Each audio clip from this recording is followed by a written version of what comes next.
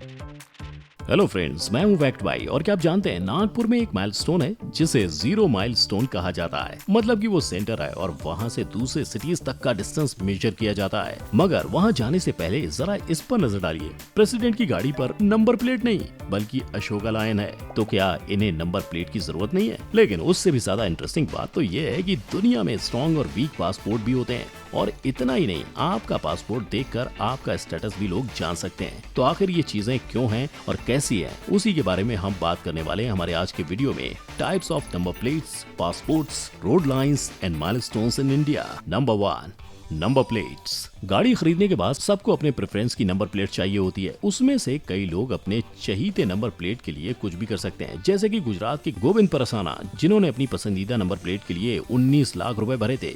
Yes, 19 lakhs। मतलब जहां normal number plate के लिए सिर्फ 1100 रुपए देने पड़ते हैं, वहां इन्होंने 1900 टाइम्स ज्यादा पैसे देकर ये नंबर अपने नाम किया और वो नंबर था 0007। लेकिन इतने पैसे बहाने के बाद भी उनके हाथ कुछ नहीं लगा, क्योंकि आरटीओ ने उन्हें वो नंबर गुजराती में लिखने ही नहीं दिया। और ऐसा पैसे भरने वाले ये इकलौते नहीं है। उपेंद्र चुड़ासामा, एक और गुजरात के रहवासी, ने 8,50,000 रुपए दिए थे नंबर 1 की प्लेट के लिए। अब जब नंबर्स की बात छिड़ी गई है तो हम सब जानते हैं कि एक जनरल नंबर प्लेट कुछ ऐसी दिखती है। यहाँ MH स्टैंड्स फॉर महाराष्ट्र, उसके आगे 2 नंबर, वो कौन से डिस्ट्रिक्ट से है वो बताता है। उसके बाद के 2 लेटर्स आरटीओ में कौन सी सीरीज चल रही है ये बताते हैं। और फिर लास्ट में एक यूनिक 4 डिजिट कोड होता है। लेकिन सिर्फ स्टेट्स के लिए ही कोड्स नहीं होते हैं। इंडिया ने अलग अलग कंट्रीज को एक नंबर दिया हुआ है और बाहर के कंट्रीज के डिप्लोमेट्स यानी कि राजनयिक जब यहाँ रहते हैं तो उन्हें उस कंट्री के हिसाब से नंबर प्लेट्स इशू की जाती हैं। जैसे कि नीदरलैंड के किसी डिप्लोमेट की गाड़ी का नंबर प्लेट हो सकता है 52CD19, यानी 52 नीदरलैंड का कोड है। CD stand for diplomatic corps, जो कि डिप्लोमेट्स की एक कलेक्टिव कमेटी होती है, और 19 रजिस्ट्रेशन नंबर है। मगर सिर्फ इतना ही नहीं, रिसेंटली गवर्नमेंट ने BH which stand for Bharat, ये कोड भी शुरू किया है। ये नेशन वाइड रजिस्ट्रेशन है और उन लोगों के लिए है जो कॉन्स्टेंटली कंट्री में ट्रेवल करते रहते हैं। बट ये तो थी नंबर्स की बात। क्या आप जानते हैं कि इंडिया में नंबर प्लेट्स के 6 कलर्स होते हैं? जी हाँ, जनरली हम सबको ये लगता है कि सिर्फ व्हाइट नंबर प्लेट्स ही होती हैं, लेकिन बॉस ऐसा नहीं है। अलग अलग कलर्स होते हैं और वो अलग अलग चीजें डिनोट करते हैं। जैसे कि white colour number plate indicate करता है private vehicles, yellow for public vehicles, green for electric vehicles, red for unsold vehicles and black rental vehicles के लिए होता है। और इतना ही नहीं, ब्लू कलर के भी नंबर प्लेट्स होते हैं जिसे डिप्लोमेट्स को दिया जाता है। बट ये यहाँ खत्म नहीं होता। अगर किसी गाड़ी के नंबर प्लेट के आगे एक अपवर्ड एरो होता है तो उसका मतलब होता है कि वो मिलिट्री की गाड़ी है। इसमें भी रेड कलर आर्मी के लिए है, स्काई ब्लू एयरफोर्स के लिए और नेवी ब्लू नेवी के लिए। नंबर प्लेट वाले इस स्पेशल ट्रीटमेंट में आर्मी के साथ साथ हमारे प्रेसिडेंट और प्राइम मिनिस्टर भी शामिल है। बट उनके नंबर प्लेट में एक ट्विस्ट है, और वो ट्विस्ट ये है कि उनके पास तो नंबर प्लेट ही नहीं है। लेकिन ये स्पेशल ट्रीटमेंट 2018 आने तक खत्म हो गई, क्योंकि उसके बाद गवर्नमेंट ने सभी गाड़ियों पर नंबर प्लेट्स को मैंडेटरी कर दिया। लेकिन ऐसा मैंडेटरी ऑर्डर सिर्फ VIPs के लिए ही नहीं था। 2020 में गवर्नमेंट ने ये कहा था कि 1 अप्रैल 2019 से पहले रजिस्टर हुई सारी गाड़ियों पर HSRP high security registration plates लगनी चाहिए, वरना 10,000 रुपए तक का जुर्माना लग सकता है। अब ये सुन के आपके मन में एक सवाल आएगा कि आखिर ये किस चिड़िया का नाम है? तो ये कोई चिड़िया नहीं है, बल्कि नए नंबर प्लेट्स का स्टैंडर्ड है। और ये कुछ ऐसी दिखती है। और इन नंबर प्लेट्स को इस तरह से बनाया और फिट किया जाता है जिससे इनकी चोरी या फिर फॉर्जरी मतलब की नकल करना बहुत मुश्किल हो जाता है। Number 2, passports. क्या आप जानते हैं कि दुनिया में सिर्फ 4 कलर के ही पासपोर्ट होते हैं? Red, blue, green and black. And उनमें से सबसे पॉपुलर पासपोर्ट कलर रेड है, फॉलोड बाय ब्लू। और अगर आपसे कोई पूछे कि इंडिया के पासपोर्ट का कलर क्या है तो आपका जवाब शायद ब्लू ही होगा। लेकिन बॉस, आप गलत हो। वेल, टेक्निकली पासपोर्ट का कलर ब्लू ही है, लेकिन उसके अलावा भी 2 और कलर्स होते हैं इंडियन पासपोर्ट के, व्हाइट एंड मरून। और इनका अलग पर्पस भी होता है। ब्लू कलर का पासपोर्ट नॉर्मल रेजिडेंट्स को दिया जाता है, मीनवाइल व्हाइट पासपोर्ट मिलिट्री वालों और गवर्नमेंट ऑफिशियल्स को, और मरून पासपोर्ट डिप्लोमेट्स या फिर हाई रैंकिंग ऑफिशियल्स को दिया जाता है। इतना ही नहीं, 2018 में गवर्नमेंट ने एक ऑरेंज पासपोर्ट भी प्रपोज किया था उन लोगों के लिए जो 10वीं के नीचे पड़े हुए हैं और जो दूसरे देशों में काम करने जाते हैं। लेकिन उसे रद्द कर दिया गया, क्योंकि लोग पासपोर्ट कलर के बेसिस पर डिस्क्रिमिनेशन हो या ना हो, वो पासपोर्ट किस जगह का है उसके बेसिस पर लोग थोड़े बायस्ड हो सकते हैं। नहीं समझे? Let me explain.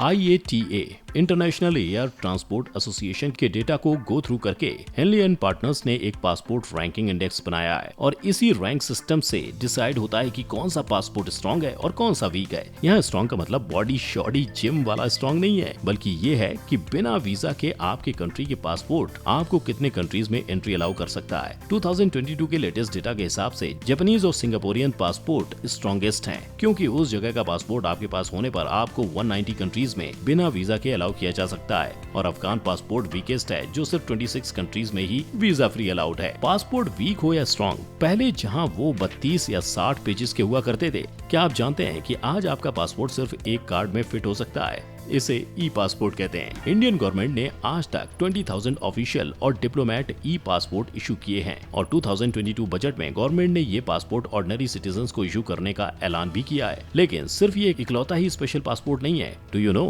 कि इंडिया कुछ कंट्रीज के लिए शेयर्ड पासपोर्ट भी इशू करती है और वो कंट्रीज हैं बांग्लादेश, श्रीलंका और पाकिस्तान। पाकिस्तान का शेयर्ड पासपोर्ट उन लोगों को इशू किया जाता है जिनके पुश्तैनी घर बॉर्डर के उस पार हैं। और हाँ, ये पासपोर्ट और किसी कंट्री में नहीं चलते, मगर ऐसी एक स्पेशल फैसिलिटी होने के बावजूद भी 1965 के इंडो पाक वॉर के बाद इंडिया पाकिस्तानी ज्वाइंट पासपोर्ट को रद्द कर दिया गया और 2013 में आफ्टर 41 इयर्स इंडिया ने इंडिया बांग्लादेश का शेयर्ड पासपोर्ट इशू करना बंद भी कर दिया। Number 3, road lines. सड़क पर लाइन मारने वाले तो हम सब ने देखे हैं। नहीं, मैं लफंगों की बात नहीं कर रहा हूँ, मैं तो बात कर रहा हूँ उन लाइंस की जो रोड के बीचों बीच खींची जाती हैं। वो लाइंस ऐसे ही नहीं लगाई जाती। हर तरह की लाइन का एक मतलब होता है और जितनी भी टाइप्स हो, इन लाइंस के कलर अंडे और उसके अंदर के चूजे की तरह दो ही होते हैं, व्हाइट एंड येलो। और इन दोनों कलर्स में 3 कॉमन लाइंस होती हैं, ब्रोकन, कंटिन्यूअस और डबल कंटिन्यूअस। ब्रोकन लाइन का मतलब होता है कि आप ओवरटेक और यू टर्न्स ले सकते हो, लेकिन अगर वो सिचुएशन सेफ है तो ही।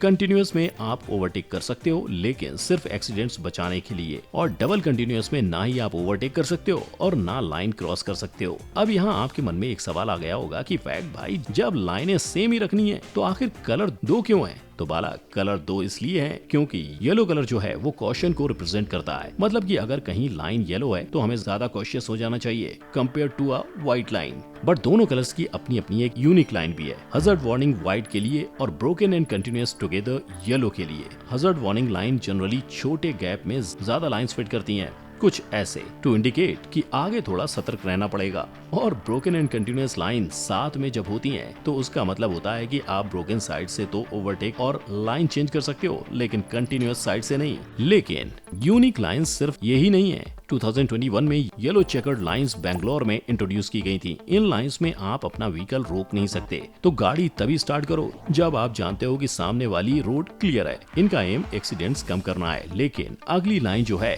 वो तो लाइन भी नहीं है, उन्हें कहते हैं रंबल स्ट्रिप्स। ये हाईवेज पर लगाए जाते हैं और काफी पतले होते हैं। इनसे एक हल्का सा झटका लगता है ड्राइवर को, उनको अलर्ट करने के लिए। Number 4, milestones. चला जाता हूँ किसी की धुन में। गाड़ी में सफर करने का मजा ही अलग है। और क्या आप जानते हैं कि इंडिया का रोड नेटवर्क दुनिया में सेकंड लार्जेस्ट है, जो कि 62.16 लाख किलोमीटर लंबा है। अब इतने लंबे नेटवर्क में लोगों को गाइडेंस की जरूरत तो पड़ेगी, और वो गाइडेंस प्रोवाइड करते हैं माइलस्टोन्स, जो हमें बताते हैं कि हम किस जगह से कितनी दूर हैं। आपको क्या लगता है कितने माइलस्टोन्स होंगे इंडिया में? सही जवाब है 4। और ये सारे अलग कलर के होते हैं और अलग मीनिंग रखते हैं। जैसे कि सबसे फेमस येलो माइलस्टोन का मतलब होता है कि आप नेशनल हाईवे पर हो, green is for state highways, black या ब्लू डिस्ट्रिक्ट या फिर सिटी रोड्स के लिए, और ऑरेंज होता है रूरल मतलब कि गांव की रोड के लिए। अब इतना लंबा चौड़ा नेटवर्क होगा तो लोग सफर भी उसी हिसाब से करेंगे ना। और ऐसे ही सफर करने वाले एक इंसान है कुमार शाह, जो 2019 में एक बाइकर ग्रुप के साथ इंडिया से लंदन तक बाइक पर सफर करने निकले थे। और इस सफर को इन्होंने सिल्क ओडिसी 2.0 नाम दिया था, क्योंकि ये सिल्क रोड, जो कि एक ऐतिहासिक ट्रेड रूट हुआ करता था, उससे काफी सिमिलर एक रूट था। लेकिन इतने बड़े सफर को अदा करने में उन्हें काफी अड़चने भी आती हैं, जैसे कि दूसरी कंट्रीज के वीजाज, लाइसेंस, कस्टम्स वगैरह वगैरह से डील करना। मिस्टर शाह ने काफी अड़चनों के बाद वीजाज तो क्लियर करवा लिए, लेकिन लाइसेंस की दिक्कत फिर भी थी। और क्या आप जानते हैं कि ऐसे ही इंटरनेशनल ट्रिप के लिए एक इंटरनेशनल ड्राइविंग परमिट भी होता है। सबसे पॉपुलर 1949 का जेनेवा कन्वेंशन है, जिसे 101 कंट्रीज मानती हैं।